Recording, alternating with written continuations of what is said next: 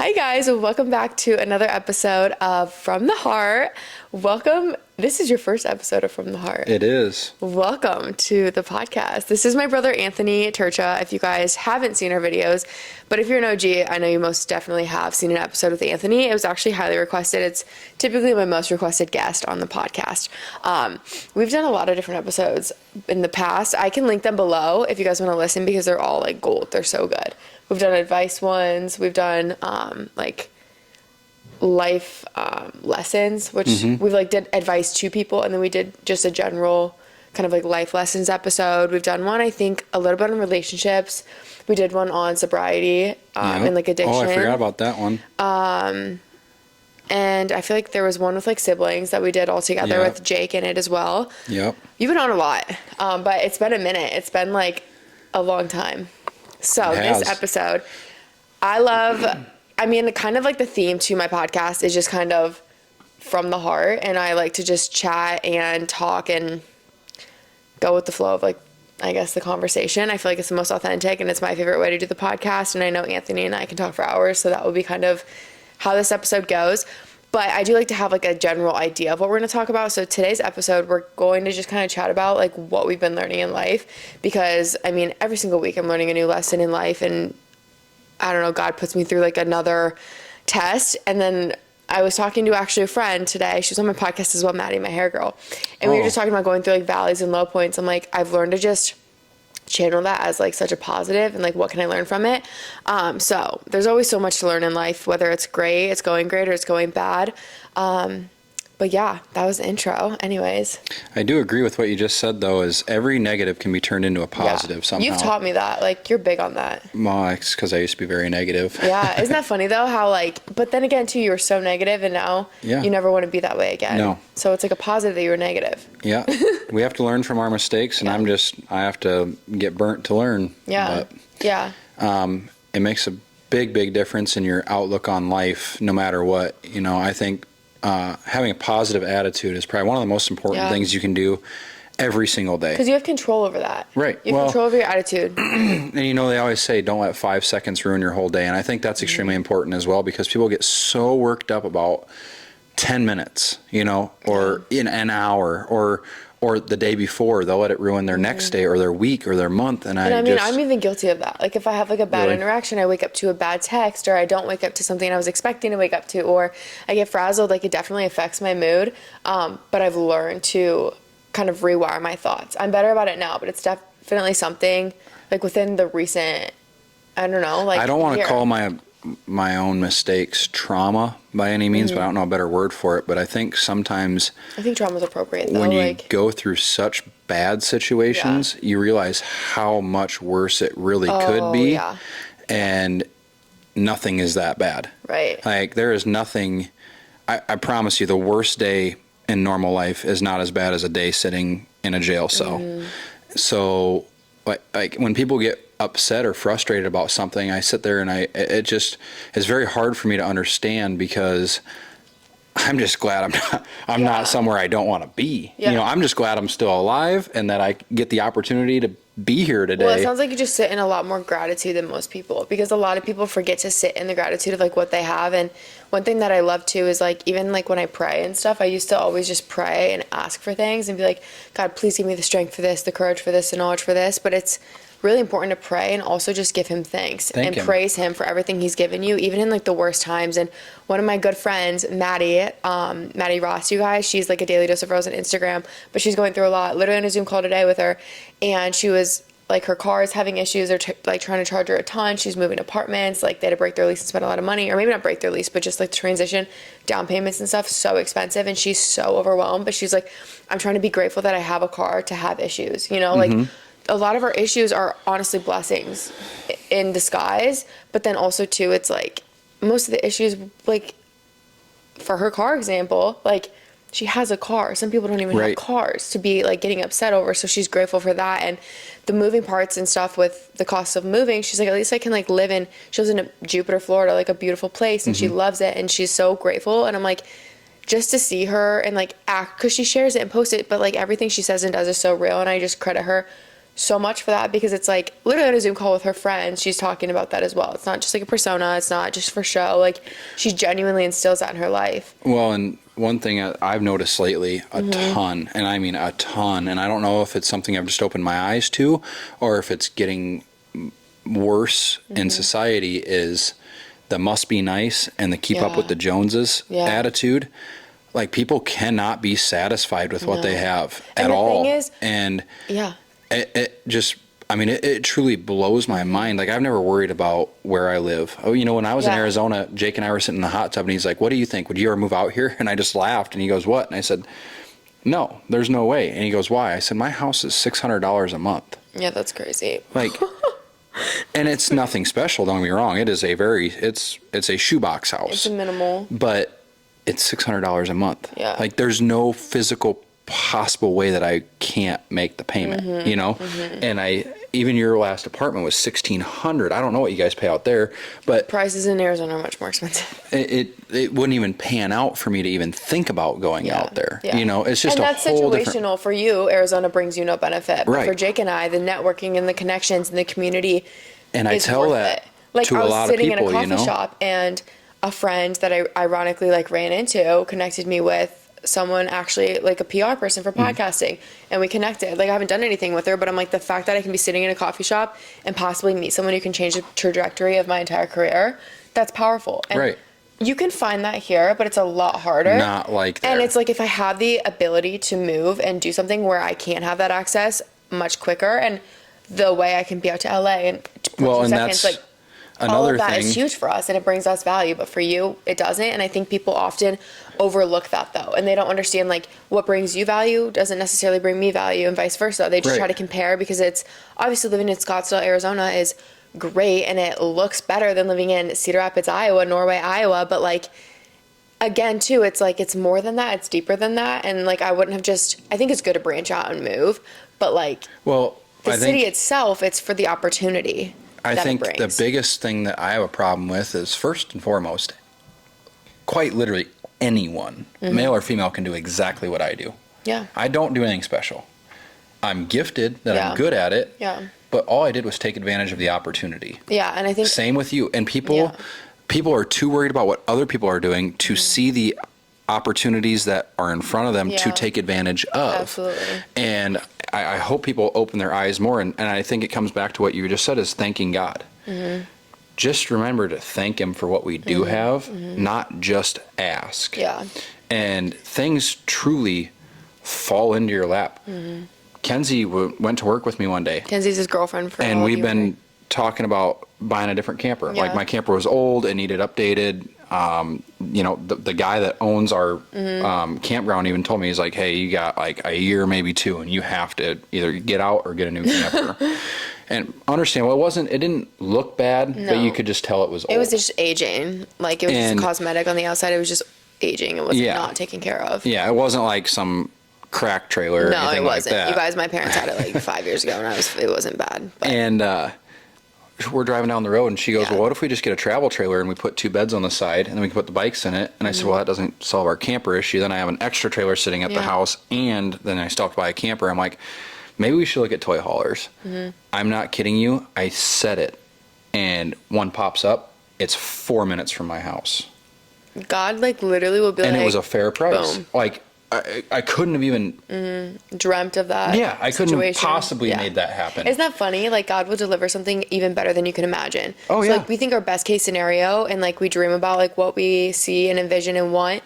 But like, if you are obedient to God, He literally will deliver it in like even better way. Like, your dream man, your dream girl, it's like, Oh, yeah. you think about that all, but then you actually meet that person and they're even better. The relationship's even healthier. They benefit you in ways you didn't even know you needed to ask for. But like, God knows, and He will like put that in your position.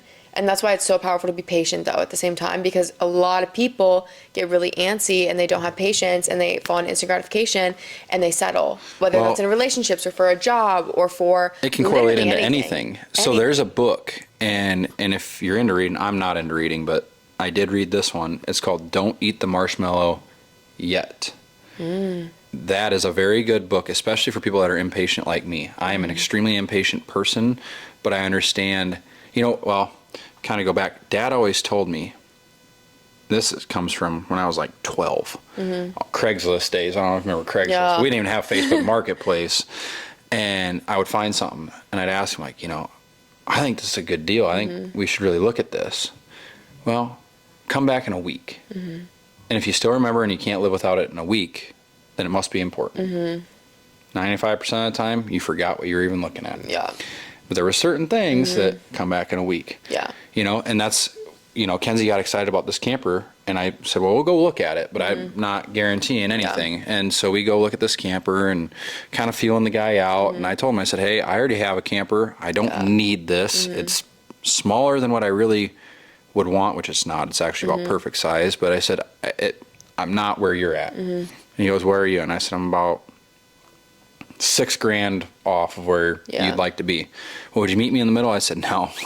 I said, I'm $6,000 off. It was early in the year. Like, it wasn't even spring yet. It was late winter. Yeah. And I said, there is 4 more months before you really need to worry about trying to take a lower ball offer. I said, go home in 2 weeks. If you decide you don't want to talk to anybody anymore, call me. We'll figure something out. We leave, and Kenzie's just all riled up. And I even was internally, I wasn't showing it, but I was even all riled up. And I told her, I said, hey, if it's meant to be, we're going to end up with it. If it's not, it's not. That's just the way it is.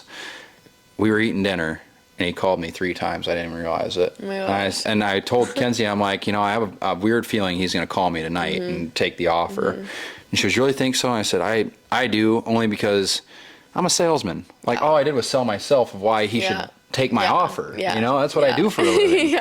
And he called me. He's like, you're right. I don't want to deal with tire kickers. I know you're serious.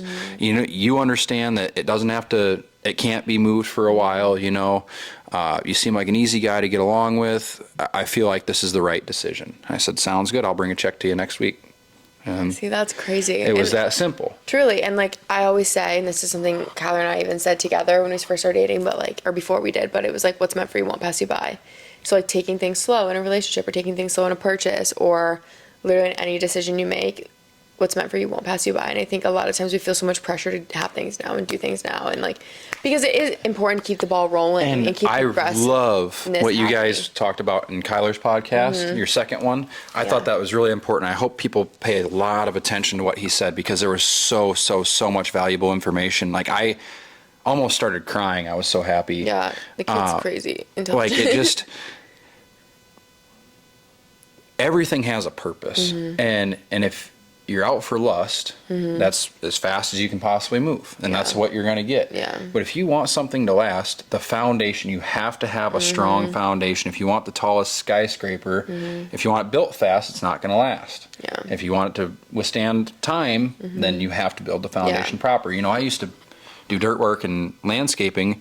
If you don't set the base for the wall properly, the wall's going to last 2 years. You set the base of the wall right, it's going to last 40, 50 years.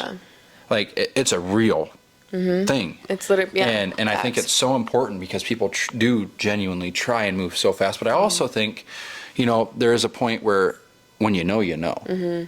Because the day I met Kenzie, it was different. Not that we were trying to get married by any means, like that second, but you show interest in someone, or you feel interest in someone.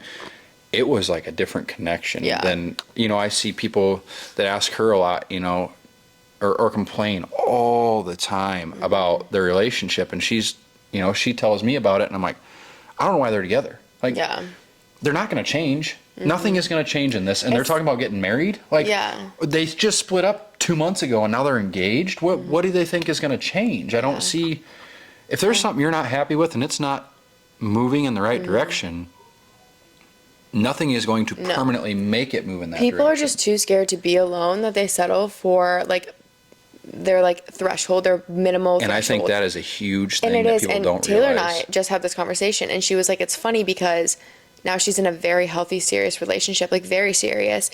And she was like, I was single forever. Like, all my friends have been in relationships. I've been the single friend, but like, I'll probably be married before most people, because she waited and like found the right relationship for her, and she did not settle. Like, you guys, like, she had like the highest standards, and sometimes she would sit back like in, weak moments, and it's like, okay, am I like expecting too much? But like, you're never expecting too much. Like, I talked about it in my last podcast, she and I both like wrote down, like, literally prayed for specific things in a man, and that's exactly what God delivered her. And it was like, she's like, I was like, she was so patient in this, and like, she deserved it more than anyone, because she did not settle like for years. And I'm like, she was so confident in who she was. She built a foundation on herself, and now she can like finally well, and be I think led. that's another important thing, is you have to know yourself before you can lend yourself to someone else. Yeah.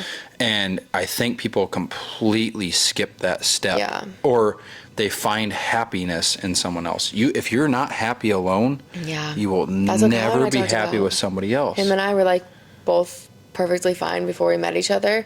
We meet each other and we make each other better, but it's like, Right. I don't put all my value in that relationship. Like, I know that I'm still sustainable myself. Right. And I think in the past, though, like, it's easy to forget that. And it's something you have to like acknowledge and like pay attention to over and over again, though. Like, you have to be aware of that, because it's easy to fall into blindly, kind of, because you just get into like the motions, you get comfortable, you get into routines, and you forget to like take care of yourself and like spend time with yourself, and still have friend time and still be progressing in your work. Because a lot of times in relationships, you like bear the weight of the other person's stress, and you want to help them out, and it's like you give and pour into the other person, that you still have to fill your cup up, which they should also be filling it up, but they should be filling themselves up too. Right. And there's a balance. Yeah, there's a balance. And I think, again, it's like easy Kyler and you to- were saying, you're both self-employed, so really you can hang out as much or as little as possible. I'm never home. Yeah. Like, I'm very rarely home. So the time I am home, I usually am with Kenzie, because that's the only time we see each other. And people are like, man, you're always around her. I'm like, well, she's my best friend. Yeah. Why wouldn't you want to be around them? Yeah. I enjoy doing things more when she's with me. Yeah, and that's exactly like what you want in a relationship. Like, and it's funny when people are in relationships and they're like, oh, I need space. And Right. I get, like, sometimes too much is too much, but like Right. most of the time. Well, and I think a lot of it comes down, and I'm guilty. I can't say that Kenzie and I don't live together, but I think a lot of it comes down to people move right in together, and then they're just living with their best friend. They're not in a relationship anymore. They're just living with their best friend, and they just go through the motions. And a big thing on that, this is like more of a Christian take, but one of the reasons, because like it's not technically like biblically correct to, move in before marriage. And so like that's something Kyler and I are like prioritizing, and it's going to be weird because like, again, I've lived with my boyfriend in the past. But the reason is because I've like done more research on that, not research, but like, like You've learned more about it, became more educated on it. And again, too, everything in the Bible and stuff is to protect us. And a lot of people think it's, just too ruly and too structured and like whatever. They get like all anxious about it. But it's like God places those standards, I guess, to protect us. And the reason is that a lot of people get into relationships, and like marriage is something that you work towards and you earn. And often if you, like when couples move in together before marriage, they start playing the roles of wife and husband before they've actually like committed to each other and had that covenant. Like, right. You have to earn that. Like, that is the most precious thing. Like, you have the covenant relationship with like God, but like the next thing is a marriage. Like, that's the only thing else like in the covenant. Right. I don't think I'm wording this right, but you know what I'm saying. Well, so an easy way to put it, and I'm guilty of this, and I totally understand what you're saying, but this was my motto for a long time is, there's no reason for me to get married because it doesn't change anything. Yeah. If marriage doesn't change anything, there is no reason to do it. And that's the problem. Yeah. I totally understand what you're saying. And a lot of people fall into that nowadays. I agree. And like I said, I am guilty of that. And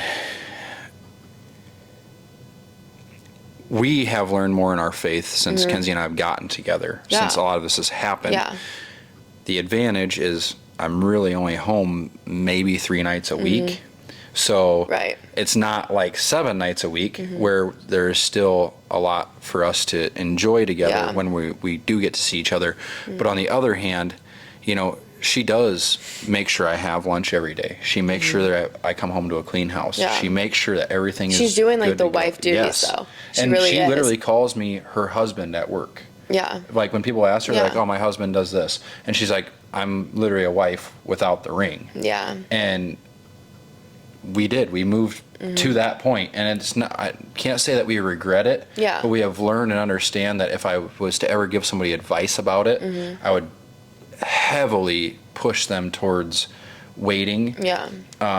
We did it because she was already coming over anytime I was home, and she was renting a place, and it just didn't make any sense for her to a lot of rent times a it place does that come down to financials, and Right. that's like just a sacrifice I'm gonna have to make, because going forward, like when our But I lease think is it's up, well worth it. yeah, for me And- especially, just like in my journey with my faith, like the thing is too, people get convicted for different things, and everyone has different convictions, and for me, that's like something that's like heavily, I feel conviction for. If like I was living with my boyfriend, Oh, like yeah. not everyone feels the same convictions, and that's okay, and like we're not meant to all feel the Well, same and convictions. I don't get me wrong, I do feel guilty about it, but I do feel that I still try to make the necessary steps in life to accommodate Yeah. the choices I've already Yeah. made that I'm not Yeah. willing to reverse. yeah, yeah, And I think that's also I think important. It it's- doesn't matter what stage in life you are, you can still accommodate to make God part of your life. Oh, absolutely. I read the Bible every day. I pray every day. I very rarely.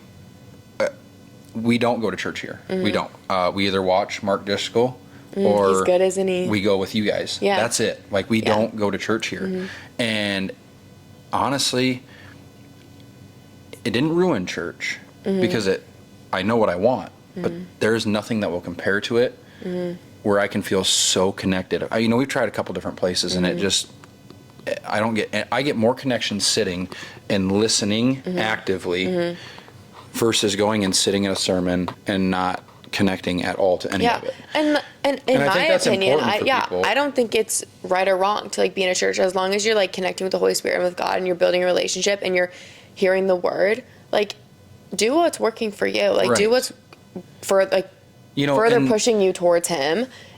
And people probably don't want to hear this, but we can go back to the addiction episode. Rehab is basically therapy. Yeah. At the end of the day, that's what rehab is. Okay, what is one of the main things they focus on in rehab? Spirituality. They don't tell you need to believe in God. They don't tell you got to be Catholic. They don't tell you anything. But you need to find something spiritual to center yourself around.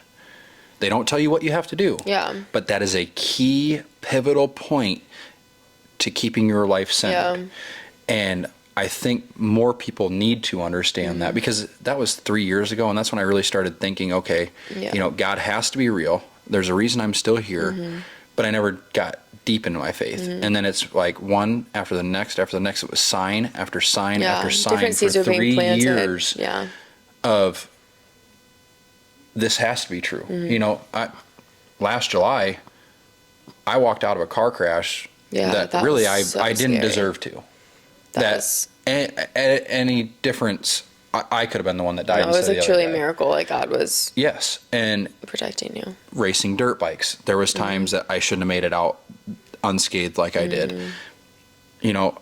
I gamble my life all the time. We all do without realizing it. Every time you hop in a vehicle, I go ride a motorcycle. That's even more dangerous. Yeah. Every time we hop on a plane, and I'm not trying to scare people, but No, my point but is it's again too to be so grateful for like right. how protected we are, and how Exactly. every single day truly is How a gift. often things go right. Don't let the one time it goes wrong be Yeah. what you focus on when the last 10 years have went right. Yeah. When you hit the button on the TV, it turns on. We were at our Grandpa's 90th birthday party, and he was telling us about how he remembered pumping the well to have water in the house. Oh my gosh. What do we crazy. take for granted? Yeah. We have lights on. We have cameras. We don't pump water.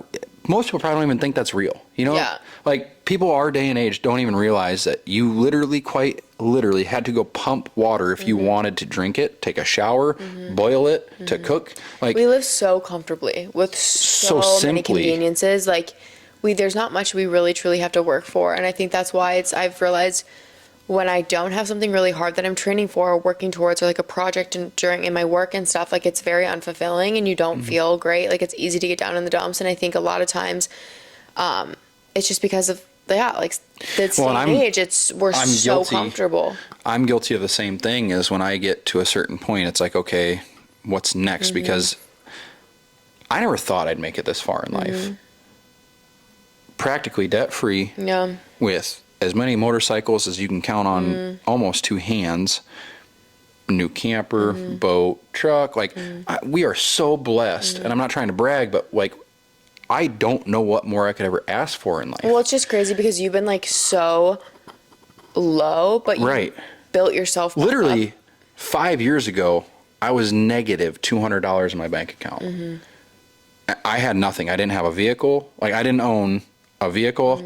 I think I had a Harley that I technically did own, that I didn't owe the bank on.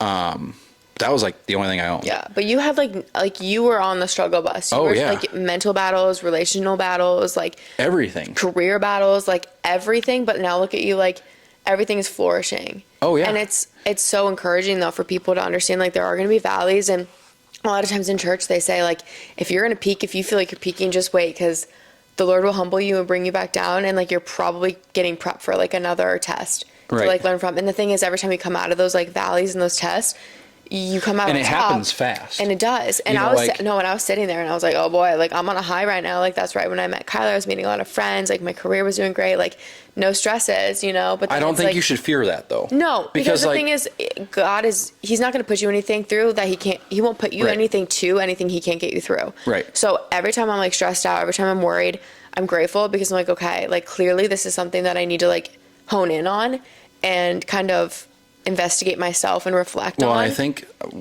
not to cut you off, don't avoid things. No, and I used to do Avoiding that stuff too. is the worst. So, you know, like when I got in my bad crash, the insurance, like, you don't even want to talk to them because it's such a headache. Yeah. But you have to stay on top of that stuff.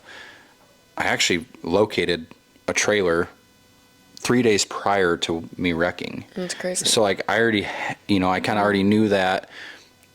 Thank the Lord we had an extra vehicle still, an extra truck that I could drive until I found Yeah. one. And that took And me the thing about is, 7 those weeks. are little things that God like prepared and had planned and But set. before that, But you would have no idea that's like like, what those were for. I was literally going to look at buying land the week before that crash. And then, you know, God Yeah. humbles you. Yeah. And now I'm looking at the opportunity of buying a different house because land and shops are just ridiculously expensive. And I pray that this goes through and it does work. But But there's if it doesn't, you have to understand it's because God knows something better is coming, and Exactly. there's a better piece reason. of property, That's what a I was better just piece gonna of say. land. Like, There's a better deal. yeah. And great things, once again, take time. You know, I put myself in a lot of situations, put a lot of irons in the fire. They're not all going to take off. But, you know, if I try 1,000 times and succeed 100, I'm still doing better than the guy that only tried 10 times and succeeded once. Yeah.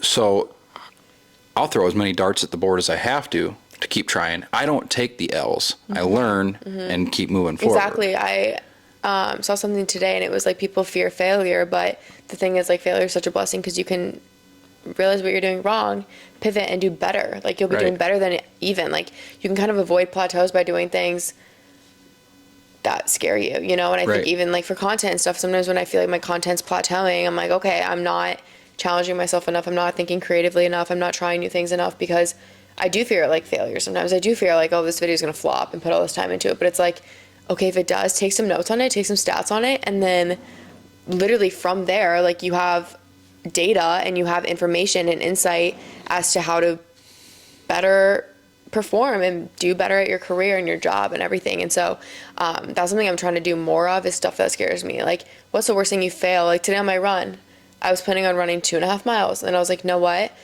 Because I was seeing how I felt, because like I never know for sure how I'm gonna feel on the run, but I felt decent. And I was like, okay, for sure I can get 5.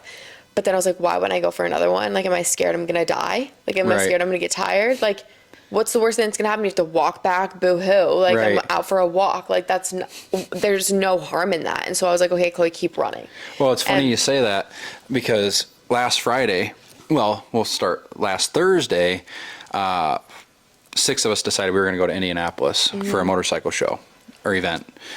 And the weather was not promising. No. And my Thursday was packed. I had to pick Chloe and Jake up from the airport. I had to get a bike dropped off, well, Dad's bike. I had to get to the warehouse and get some stuff picked up. I mean, it was just like A lot of stuff. ridiculous. Yeah. And so I'm like going through the day, and I'm kind of watching the weather and talking to Kenzie. She's like, what do you think? I'm like, well, I'm probably going to leave like 6:30, be at Abe's at 7, be in Burlington by 9, leave Burlington at 9 and, head out. Yeah. And I started looking at the weather and I'm like, we'll see about that. Well, I was so excited I couldn't sleep. Like I slept for like 2 hours. I was just so excited. And Kenzie was supposed to go with me and I'm so glad that she didn't, because we would have turned around 15 times before we even got close to Illinois. Yeah. And so I left my house at 5. I was supposed to leave at 7. And I literally heard thunder and lightning. And I'm like, I don't want to get stuck in that. So I texted Abe. I said, you better be out of bed and you better have your shit packed. And he goes, yep. So I hopped on the bike. We went there. I texted Cole and I'm like, hey, we're going to be at your shop at 7. He goes, what happened to 9? I said, rain's coming. Get the guys there. Yeah. And so we get down there and one guy wasn't there. And he's like, I'm going to bail. I'm not coming. And we're like, dude, you're at work? Like, you really aren't coming? He's like, well, it was raining at my house. We're like, we're going to get hit by rain. Yeah. What's the difference? Like, just ride the 10 minutes in the rain. We'll be there. Yeah. He didn't, and he didn't. And we were waiting on him. He finally showed up. We didn't leave Burlington until like noon. We hit the road. We got stuck in hail 3 times. If we would have left when we were supposed to, we wouldn't have gotten hit in any rain. It took us 8 hours to go 4.5 hours because we were literally standing under bridges on the side of the interstate. Yeah. And, people probably like would have turned around or it's not worth it or, but that's just part of the experience. Like we were having a blast. I know it sounds ridiculous, but we were having the time of our life. And Cole, his dad, 70th birthday was yesterday. Thursday night at 10 o'clock, he decided he was going with us. Hopped on the bike. That's so cute. Like you can't make this trip up. And then we get there, finally, get our hotels. We had to mop the floor because it was so wet. And we threw all of our clothes in the dryer. We went to go find food. We bopped around. We ran into some local stunt riders. We hung out with them for quite a while. We were headed back to the hotel. It rained on us again. So now we're all out of dry clothes. Like nobody has anything dry. That dryer worked all night. We burned up 2 hair dryers in the hotel rooms. Like we were using anything we could do. Those are like such fun and core memories too. We went to the bike night, like why we actually went, for an hour and watched the first stunt show. And we were kind of talking about what to do. I'm like, well, I don't really want to get stuck in the rain tomorrow. Maybe we should just head home. We agreed. We're like, yeah. So like, what we went for, the 6 hours we went for, we only stayed for 1 hour and turned around and came home. That's but crazy. like the whole trip itself was a blast. So fun. Like you don't have to go what's according to planned. Right. And a lot of times a journey is better than a destination. Right. Like enjoy the ride. That's literally what I was just going to say is just enjoy the ride. Whether it was great, grand, or terrible, just be happy you went, you know? Yeah, exactly. I love that because it's so true. And like, again, like all aspects of life is like the journey. Oftentimes we're just so hyper focused on the end goal or like reaching your goals and doing this and accomplishing whatever you're working towards, but it's the day in and day out and like the journey to get there is like that's where all of the fun and the enjoyment and the fulfillment can like come from. And oftentimes people forget that though, and they're so miserable because they're just so hyper fixated on one thing. Well, and then they're so devastated if that one thing doesn't turn out too. And it's like if you like, sit in the gratitude and enjoy like the process to get there, it's like that's the beauty in it. And if you don't accomplish it, like again, it's for a reason. So 2 things about that. First and foremost, there is no pot of gold at the end of the rainbow. No. Like you have to do stuff for yourself because there is nobody. Don't get me wrong, people cheer for you, but there is nobody at the end cheering for you. Like it's not gonna be what you think. When I've been sober for almost 4 years, there's nobody like patting me on the back, telling me I did a great job, and I don't want that. I honestly, I'd hate that. But there's no glory in being sober. I just can't handle having 1 or 2 drinks.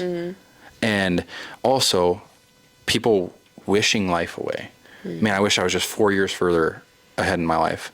So you wish you didn't live the next 4 years and you could just be boom. Okay, well, once you're there, what? Then what? Then what? Right. What do you think's going to be? You're just going to wish the next 4. Never satisfied. That's the thing I've learned. And like, I tell people, like, I wish I was 3 years ago that I was at where I'm at now, but I don't regret any of it. Exactly. I don't regret anything. And that's a thing that I think a lot of people can't say, is, you just have to appreciate every single Like the now. moment of every day. Yeah, just live in the now. We just get so comfortable because everyone, I know they say it a lot, but like it's just, I don't know if I'm like maturing or growing older, just like learning more about life itself. But like everyone is always like, tomorrow's not like guaranteed, but like It's not.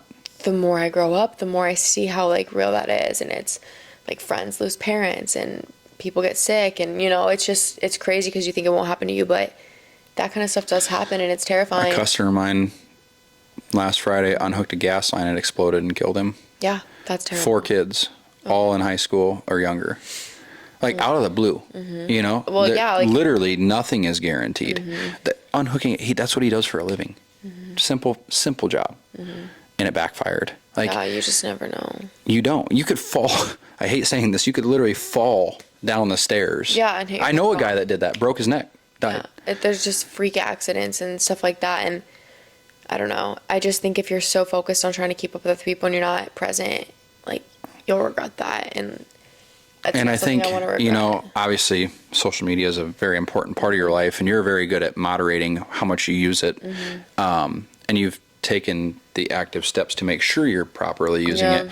But I think a lot of people spend way too much time, and I know we've said this a million times, but what you see on the internet isn't their life. Oh, no. You know, we post the good stuff. We don't post the bad Well, stuff. most of it's staged and presented and properly, like, set, you know? Right.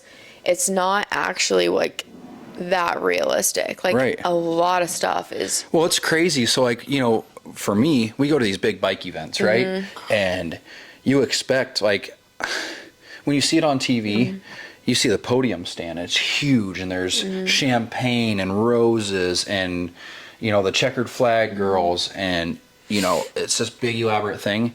You get there, and it's literally 20 hay bales with a sign on top of it. But on the TV, Yeah. it looks extravagant, and in real life, it's like, really, that's actually what the I've had podium a lot of is? those, like, You know, and situations. that's what I think people need to understand more of is just because it looks great, you do too. Don't downplay yourself. You look great. You know, it's not just them. Everybody Right. does it. Right. Exactly. And I try and be as real and honest as possible. You know, I don't really try and sugarcoat much, but obviously I'm not going to post, you know, oh, had a bad day today at work, you know. That's how I am too. Like, I'm very transparent. Like, especially on my podcast, I'll talk about what I'm going through, but there's a lot of bits and pieces of my day I don't show. I show like 5 photos or maybe a few videos of my day, but think how many, if I took photos of everything I did, I would have hundreds of photos a day. So it's like, Right. you have to realize it's just such a minimal piece of their life. Right. And even when people share the bad, it's not even like the full story, you know, it's not even every Right. detail. And so you can't get caught up in the comparison of that. But kind of back to what we were saying at the beginning of like keeping up with the Joneses and stuff. One thing is like, we'll never be satisfied. And that's one thing I've had to realize, and I have come to realize, is like, no matter how many followers I've gained, no matter how much money I make, or You how could be the many, richest, whatever, greatest, I'm never best. gonna like feel fulfilled. Like, there's Nope. never gonna be a level where it's like I don't want more. So it's like you have to just be grateful that what I have now is sustaining exactly the lifestyle that I The only absolutely love. competition I have is myself. Yeah, me too. Truly. Like, I genuinely, wholeheartedly mean that. There is nobody I'm competing against in this world other than myself to do better for myself. Yeah.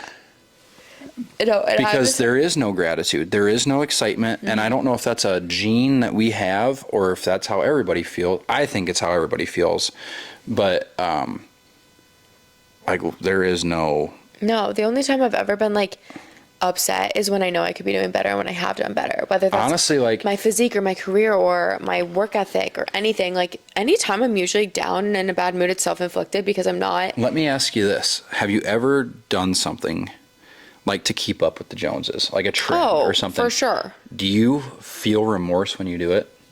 Because I do. I don't know if I would say I feel remorse, but I don't feel what I expect to feel. It's never fulfilling, and it's kind of Like, it's just. I went to the dealership to buy my truck. That's a thing that the churches do not do at all. Like, that goes against the Yeah. code of our last name. Yeah. And like, the guy wondered why I was so upset, and I'm like, this goes against everything in me. He's like, people just, you should feel good about being in here. I'm like, I feel right now is like I'm getting screwed. Like I don't feel like how I feel when I any get joy. conviction. People, he's like, oh no, everybody, you got to sit down, get a coffee, grab a pop. Let's go check it out in the detail room. Let's go show you around. Like, no, is it full of fuel and can I leave yet? Yeah. I don't want to be here. I don't want the picture taken in front of the big sign. Yeah. No, like he was mad because I wouldn't. I'm like, no, I don't want my picture taken. Nobody needs to know I bought this. I don't get that. I truly feel like a dirtbag when I do that kind of stuff. That kind of stuff I think stems from insecurities within yourself, and you're a very secure, confident person, at least from what I would see Right.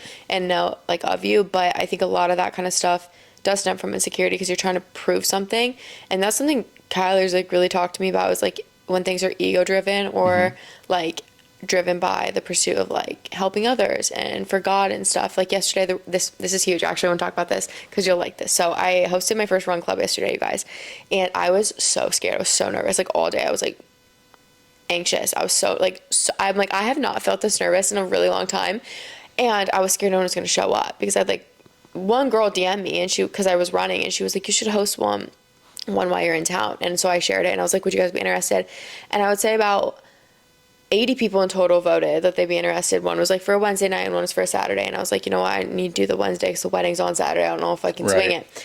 And so I was like posting more and like seeing, I made like a chat to like send details for security purposes and stuff. And so I kind of had an idea of how many people were interested and could make it. Obviously not everyone can make it because of time and life. Like I knew it, and that's something I was taking into account. But I was like, I'm just scared that, and because I was telling him I'm scared, I wasn't saying why, and he was like, is it an ego thing? Are you scared that no one's going to show up because of like you're hosting it and you don't have enough supporters? And I'm like, no, I was scared because I didn't want because I knew a few people were going to show up. Like I knew it wasn't going to be empty, but I was like, I didn't want it to be a bad experience for them. And I felt like because most people, this was their first run club ever, and I'm like, I didn't want to give them like a bad taste for a run club and then never want to do one again, because I do one in Scottsdale, I absolutely love it. Like 600 to 800 people go.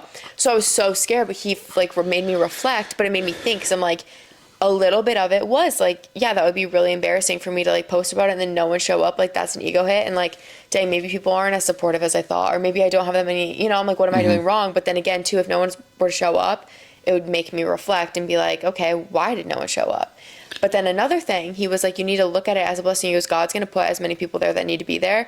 He's like, but if it's only a few people, Chloe, think about the connection and the conversations and how much you can make of an impact on those people when there's fewer than there are a ton of people. Like you're not going to be able to have deep, and he's a very like, he'll dig deep into a conversation and stuff. But he was like, if there's 3 or 4 people for 30 minutes, you're going to have good conversations and you're going to impact them. You kind of brought something up that I think as churches we do, and I'd say we're servants. Like if we're going to host something, we want to try and make it the best for everyone. Yeah. No matter what that takes out of us, we want it to be the best for them. Abe and I took over the largest ride in Iowa, and it's stressful. Like the numbers have been down the last 4 years on it, and now we don't know what we're doing, and we have to get the numbers back up. And I told him, like, well, we have to please the old crowd while finding the young crowd, because there is nobody young our age. We are the only 2 that are our age that go to this event, and we have to get a younger crowd. I said, I don't know what it's going to take, but we have to do something to get the younger crowd interested and excited about this while pleasing the old crowd all at once. And, if it works, great. If it doesn't, it doesn't. But I'm going to try and please everybody. Now, I'm not going to go out of my way, and I'm not going to change something because one person doesn't like it, but I am going to try and make sure that everybody enjoys their time. I think that's important as churches. We try and do that. So, if the numbers are down, like you said, take it. They're only going to hand you what you can handle. And I'm a firm believer in that at all times in every aspect of life. But that's good insight. Always take advantage of the opportunity. And that's what I was like, I would regret not doing it. And I was like, the only reason I'm doing it is fear of like it going terrible. And it was like, it was so much fun, and everyone seemed to have so much fun. And I got like some of the nicest messages, and some girl, she listens to my podcast, so she's probably listening to this, but I seriously sent it to Kyler and I sent it to Taylor, and I was like, I've never felt more fulfilled, because she was explaining how she came alone and she was so scared, and she like made a friend there, and she did something new, and she wanted to go, she wanted to like just do it, and she was scared, but she was explaining how she listened to one of my episodes on how I was saying we need to get out of our comfort zones and do the stuff that scares us. And again, to doing this, I was like, Chloe, like abide by what you say, like hold true to that. And but it was about when I was going to church and I was scared because I didn't know anyone, but like it always goes better than you expect. And one thing, I'm reading a book, you would actually really like this book. It's called The Mountain Is You, and it's about self-sabotage. Oh. And it's it's so good. But it was explaining how a lot of our fears, I'm not going to say this exactly right, but for the gist of it, it was saying how our body, like our brains, aren't gonna make a big deal of something that's like likely to happen, but unlikely we fear because we don't know the outcome of it. So it's a lot of times we get anxiety and stress over things that are never gonna happen. Dad always says that. He's like, Oh yeah. 9 out of 10 things you worry about don't even happen. And it's like, but our brains are wired to think that, because it's like, but what if it does happen? Like I don't know how to handle that. And so we fear, most of the stuff you fear is never, it's the unlikely situation. So like, don't put your thoughts towards that. Well, and not to completely cut you off, but that's a major reason why I don't make plans. Yeah. People are like, well, what are you doing this weekend? I don't know. I'll figure it out when I get there. You know, I got a buddy that we actually committed to going down and hanging out with and going boating with this weekend. I called him like, hey, I'm going to go to my camper. Like, I really have no interest in going down there at all. Nothing against you. Just, I got my own place to go. Like, I don't have to do that, you know, but what you just said is, if you live in fear of what if and what's going to happen, you're never going to do anything. You're going to worry about it. Really, you're going to worry yourself myself to death. To like sprint towards fear, and like sprint towards the things. I go head on with confrontation, especially, you know, with stuff like that. And I'm not saying in a negative way, like I'm going to start a riot. No, but get it taken care of. Stuff, don't run away from stuff. Get it taken care of. It's easy to run away. That's like if you're taking a road trip and you're worried about if you blow a radiator hose or an alternator. Quit worrying about it. Prime example, when we were in Arizona and we were out in the side-by-side and we blew a tire at the farthest part. You guys, we were farthest away we could get. Yeah. No, we were like halfway. And like, Jake looks at me and he's like, what are we going to do? We're going to stand here until somebody comes to the pump because we have no other options. Yeah. What do you mean? Yeah. And he's like, well, this sucks. I'm like, it could be worse. Well, imagine the whole time we were driving, like fearing that we'd pop a tire. Oh, we were having a blast. Like, we were having so much fun. I don't regret any part of that. No, it's funny. We didn't have cell service. Like, it's not like we can call this SOS. Was honestly, I've never even told you about this, but this was like kind of, it wasn't scary, but it was like, it was a very like helpless situation. Oh yeah. Like we were on the side of a mountain. No one knew exactly where we were at. Our phones didn't work. And we just were literally standing there. This tire was shot, like shot. Like we couldn't have driven on it. Like it was a rental too. And so we had to sit there and wait. And this one person goes by and a few people came by. They didn't have anything to help. They're like, if we see someone, like, we'll like try to flag them down, let them know. Because people on those routes are very like take care of each other. Yeah. But this one guy comes by and he was like in a rush and he like threw us his like tiny crappy air compressor and just gave it to us. We had that thing sit on there forever. Like 25 minutes. And it wasn't going anywhere. And I'm like, oh Lord, like please somebody else come by. And then another group came by and they were super cool, super fun. They took like 20 minutes out of their ride, helped blow up our tire. The guy took a rock and like bent the rim back in so it didn't leak anymore. Like we essentially we did fix the tire. Yeah. And yeah, well, so he had a compressor, and we put it on in like 5 minutes, and it wasn't doing anything. And he's like, what do you think? And I'm like, I think we need to rotate the tire and see maybe if we can get it to suck air. I said, I know there's a flat spot on the back side of the wheel. And I had already been hitting it with a rock previous, and we moved it forward, and it started taking air. Well, then we got enough air in it, and I could hear it still coming out. I grabbed that rock, and I just hit it as hard as I freaking could. And I'm like, Jake, just drive it. Just drive the wheels off this thing. I'm like, I think it'll seat back up. And we got like 10 minutes down the road and I couldn't hear it leaking anymore. I'm like, I think we got it. Yeah. And like that first 5 minutes, I think we were all in dead silence. Like, is it gonna work? Because if it didn't, we'd have to just, I guess, I don't know. Figure it out. I mean, at the end of the day, the worst case scenario, we would have had to drive it back on a flat tire and ruined a tire and rim and had to pay for it. Yeah. Like, that's the absolute worst thing that could have happened. Yeah. Like, we were gonna make it back. Yeah. It was just how bad it would be. You know? But it was so funny. Like, and we had a blast. Like, we had so much fun. And like, I truly, this is crazy because I don't let anybody drive me around, especially Jake.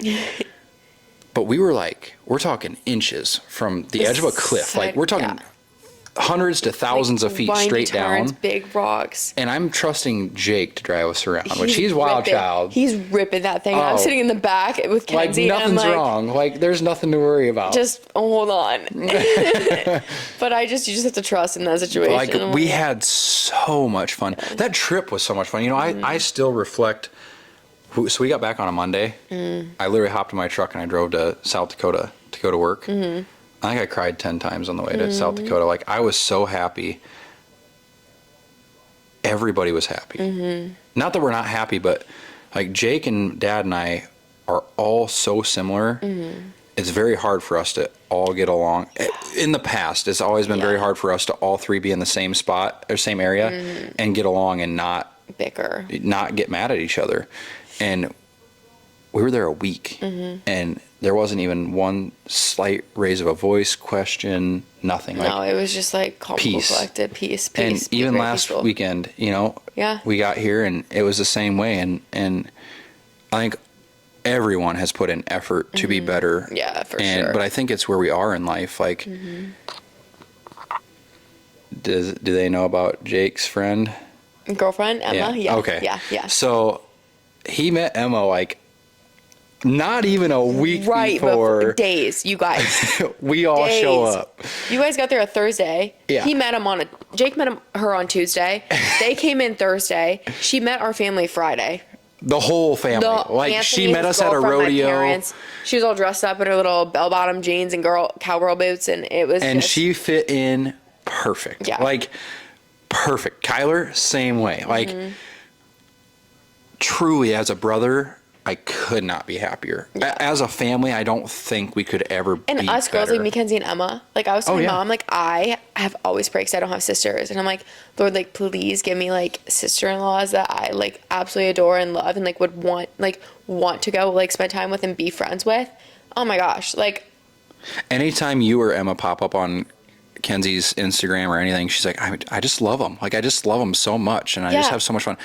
She doesn't like people. Like, and nobody. I'm like I've never like loved any of your girlfriends, like ever. Right. And I was like, obviously at the beginning, like I wasn't super excited about it, and then I met her and I was like, oh my God, I absolutely love her. Like she's hilarious. Jake and I was like, there could not be a better fit for you. Like your guys' personalities and the way you mesh. I'm like, it's hilarious. Like she's hilarious. Like she balances your personality so well, and it's insane. And the same with like Jake and Emma. It's like Jake can be and like she balances them out, but then she's also can be like crazy and fun too. And no, it's crazy that everyone like collectively like met the person. Like when we went on the drive through the mountain to the lake. Yeah, that was so fun. We like nobody really said, "Oh, let's pull over here." Yeah, we all thought it, but we just did it. Like it didn't have to be stated, and like we didn't just hop out, take the quick picture, and run. Like we'd go skip rocks, dink around, jump in the water. You know, I don't know if we jumped in the water. I guess, but no, we were just like, down by the water. Skipped rocks and hung out, raced back to the truck. You know, just had fun. Like I've never.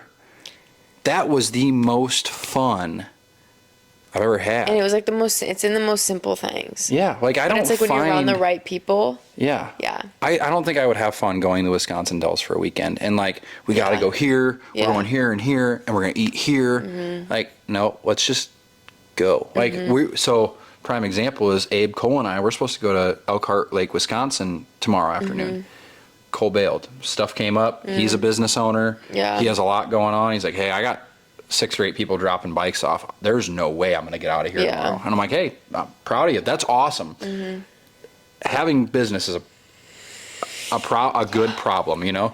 And Abe's like, well, I'm down to do whatever. And I'm like, well, I'm already headed up to the camper, so I'm committed. Yeah. And I told Abe, I'm like, just come up whenever you want, and we'll go find something to do. He's like what? And I'm like, we're going to go get lost. I don't know what we're going to do, but we're going to go have fun. That's all I can guarantee you is it's going to be a good time. We're going to run low on gas, and we're going to have fun doing it.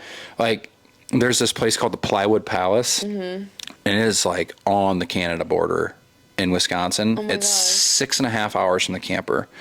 We might run up and, like, spend the night somewhere tomorrow night in Wisconsin and then come back the rest of the way Saturday. But like just a place to go visit. Apparently like it's a bar, but it literally everything is made out of plywood. And it's like a 10 by 10 building. Yeah. And it's just weird stuff like that. Or like Kenzie and I, when we go explore, we just go to state parks. Like we went to one in Cassville, the most incredible pictures. Like it's not the mountains, but it's just off the cliffside and you just look down, the Mississippi's flooded right now and all you see is just the water rushing by. Like it was the neatest thing. And then we found another one called Wyalusing Park. And that's up by Prairie du Chien kind of. Like you can get out on this pier and overlook all of Prairie du Chien. That's really cool. We went to Grandfather something or another up by La Crosse. Okay. And that one overlooks all of La Crosse, Wisconsin. There's this place called the Alpine Inn on the side of the cliff, like to stop. We didn't stop, but I will next time. Or we found we have one in Des Moines. It's like a seafood, like a New Orleans Cajun style restaurant in La Crosse. And we just bopped in and we sat at the bar. Like there was like a 45-minute wait. And I'm like, can we just go sit at the bar? She goes, oh yeah, dude. If you want free entertainment, go sit at the bar for lunch on a Saturday at a busy restaurant, and you will get more entertainment hearing the bartenders and the servers bicker, and like just listen to like some of the conversations at the bar. Some guy came in to get a to-go order, and like it wasn't ready. He knew it wasn't ready. I think he ordered it there to go, and she's like, it's going to be 45 minutes. And he's like, yeah, that's fine. Gets a drink and she offers him another drink. He's like, I thought I got this to go. Like, what's going on? He like starts freaking out on the bartender and she just laughs. She goes, I don't know what you expect from me. Yeah. Like, I'm not the cook. What am I going to do about I can't it? change it. And she's laughing and like trying to laugh it off because she's so frustrated. And I could tell. And, she walks over and she goes, is there anything I can get you? I said, yeah, a drink to go throw in his face. And she started like laughing to the point where she's about to pee herself. And she goes, I needed that. And like, it was funny. I wasn't literally going to go take a water and go throw it in this guy's face, but it made her day. But it was like showing that like one, there are like good people out there, and two, like you understood, like she isn't in the wrong and she just needed someone to kind of be on her side in that situation, you know? And like, it was like, honestly, support for her, like, situation. Well, Kenzie always says, she's like, it's a good thing you go everywhere with me because most girls would think you were flirting with them when we go to you know, like if it's a server, you know, like we were at Longhorn Steakhouse. This was months ago. I got a steak and chicken combo. And the lady's like, how would you like your, I said, my chicken, I want it medium rare. And she took like 10 seconds and she about fell over. She was laughing so hard. And she's like, I don't know why I thought that was so funny. And I'm like, God, it's stupid. It's like a dad joke, you know, like you don't eat raw chicken. And Kenzie literally, she looked at me, she's like, it's so good that people realize that I'm your girlfriend because they probably think you were trying to get with them if they didn't know your humor beyond like, you're just a genuine person like this to everyone. I'm like, you know, I never thought about that. Like I've never even had that cross my mind. Like I just try to be a good person to everyone. Who's like, not insecure and being like, why are you flirting with these girls? Because you've been in situations like that with people where they think you're flirting, but you're just being yourself and friendly. And like the fact that she knows you and your heart and your intention and she knows you. I'm not going anywhere. Like I told her that the other day. Well, she was talking about getting her leg tattooed and like out of the blue today, I was driving down the highway and I was like, oh, she could do black and white Japanese and that'd be really cool. And so I texted it to her and she goes, what, were you checking out chicks on Instagram trying to find leg tattoos or what? Funny. Like, is that your weakness now? And grilling me. And I literally sent her laughing face. I'm like, yep, that's exactly what I've spent the last 4 hours doing today. And like, we know we're kidding. And she called me on our break and she goes, seriously though, like, where did you come up with that? I'm like, I was literally driving down the highway and just kind of came to me. And she goes, I never thought about it. And I'm like, yeah, it's just. That's so funny. And she goes, your brain is so weird. I'm like, you have no idea. Like, no idea. I love her. But wild. Yeah.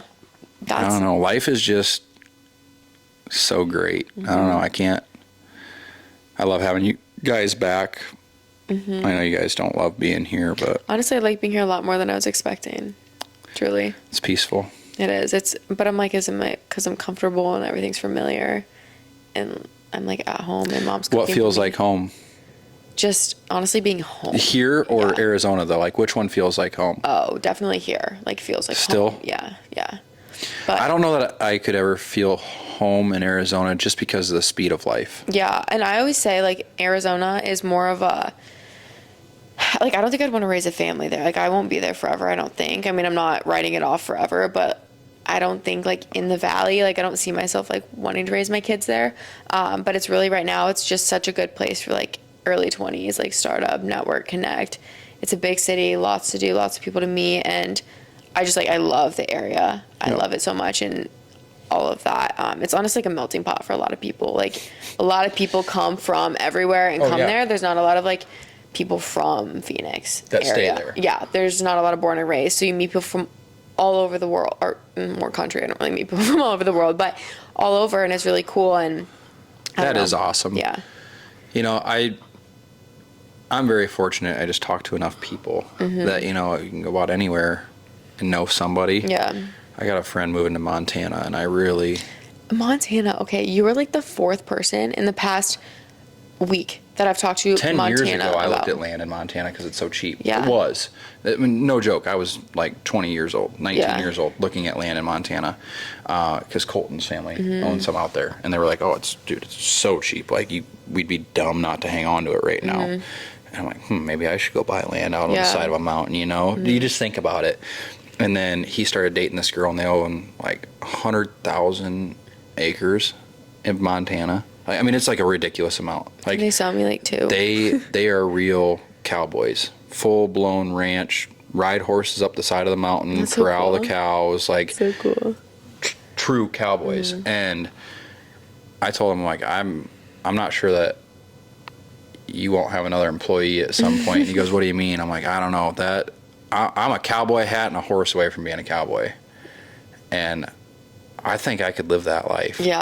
I think I could trade in the Harley, and I think I could go buy a horse and be happy. No, I've seen, like, so many people,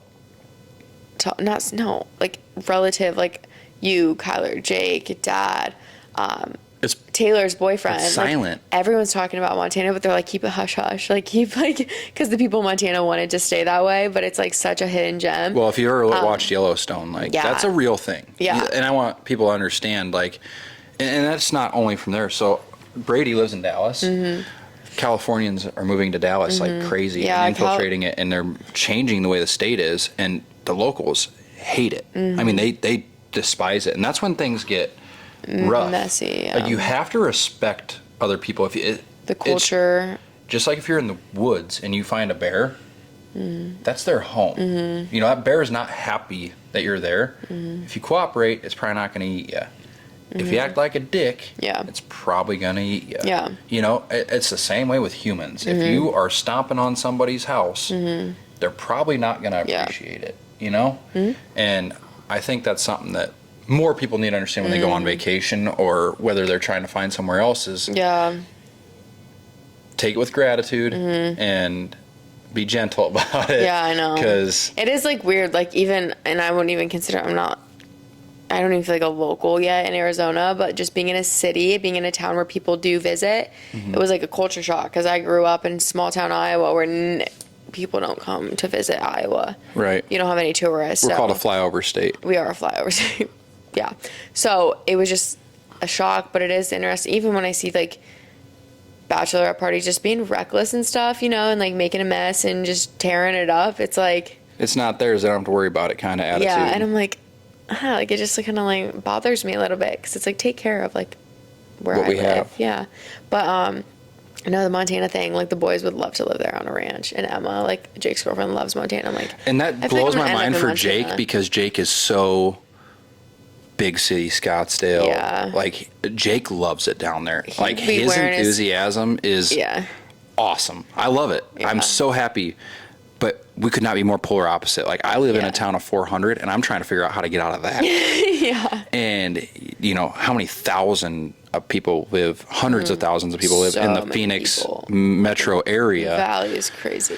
Like, I would never be happy there. Yeah, Like, no. I couldn't find peace there. And Jake's like, oh, I love it. I can go 100 mile an hour and not worry about Yeah. a thing. I'm like, no, I'll go 50. Yeah. I'm cool with just cruising 50. I think it's just like a city for, like, different seasons of life. Like I said, I don't think I'll raise a family, but for now, like, what I need and want, it delivers for sure. Yeah. But it is interesting to think, like, where else I'd want to be. Like, Kyler loves Texas.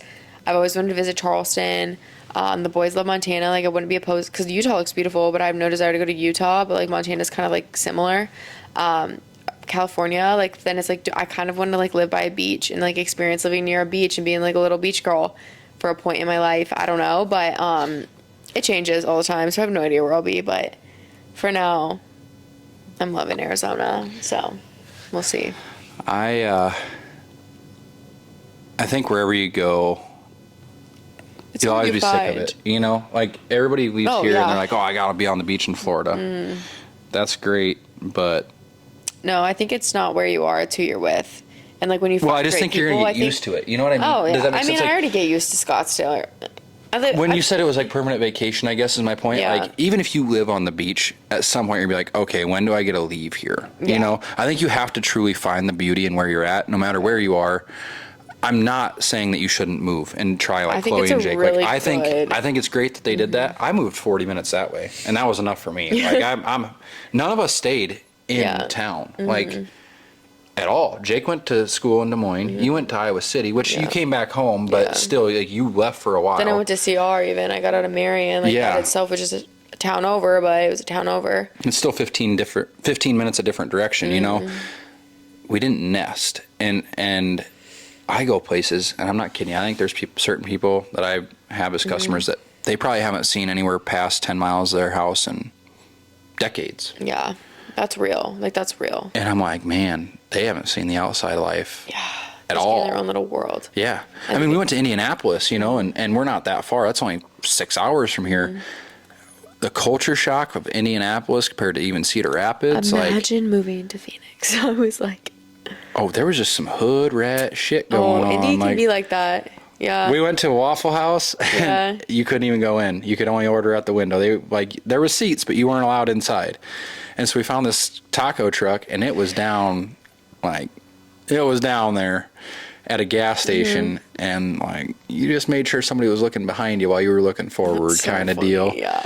And then we ran into like the local stunt riders. Like I said, there was literally 2,000 guys on dirt bikes, quads, Harleys, crotch rockets. That's crazy. Like didn't stop at red lights. Cops would pull up, they'd I've turn around, go the seen other that. direction. I've like, seen that. But they respected everything. They didn't tear any grass Yeah. up. They weren't honking at people. They weren't swerving at cars. Yeah. Like, yes, they were doing something wrong. With respect, not through neighborhoods, not revving it up. Yeah. Like, just keeping it on the outskirts in the industrial side of town where nobody cares what you do, you know? And I thought that was really cool. I really did. I thought that was just awesome. But that was a culture shock. Like I've never seen, there's not probably 2,000 people in Marion that own motorcycles. No. You know? For sure not. And there was sure. 2,000 people there On them. at the same time. That's crazy. And that was just one group. You know, there was other groups of people out too. It's like, wow. I don't know. It's cool to experience other things, but I still always, this will be home Yeah. for me. Or Wisconsin. I'd move to Wisconsin, Montana. Anywhere with See, you less never people. know. See, you Anywhere never with know. less people will always be home for me. Yeah. But going to the big city once a year ain't too It's bad. fun. Yeah, for about 48 hours and I'm good. Get me out. 48. That's fair. I like a short weekend. I like a 3-dayer. I really do. I don't, people always, no, I can't say people always, but a lot of people get excited to go on their one vacation a year for a week. And then they're just, it's like somebody sucked the soul out of them when they get home. Like they have 'Cause then no it's like life, 360. more days until they go again, you know? I couldn't live that way. The little 3-day trips here and there, that is my style. I'm ready to get home. I'm ready to get back to it. Like, remotivates 10 days you. is too long. 10 days here, I'm like getting into routines. And I'm Yeah. like, okay. It's like, Time to get back. You're tired now. it's like Dinner's ready. time difference and everything, like messing with me though. 2 hours Oh, in yeah. was like kind of a lot. But Yep. anyway, yeah. I think that's all we got for this episode. That was we a have good a steak one. dinner upstairs waiting for I know. us, I'm so we're gonna go eat starving. that. That's all I can think about right I know, now. I can hear him making it. So, anyway, thank you guys so much for listening. Anthony, thank you so much for coming on this episode. He'll be back on in the future. Maybe we'll do a sibling one when we come back for the 4th. Oh yeah. That'd be fun. Up at the camper. Yeah. So, you guys will be seeing more of Anthony in the future. But Oh, I'm just excited to have you guys come back. Anyway. Hopefully everybody comes with you this next they time. are. They are? We got the flights booked. Yeah. Yes. Anyway, okay. Love you guys. See you in the next episode. Bye. Thanks for watching.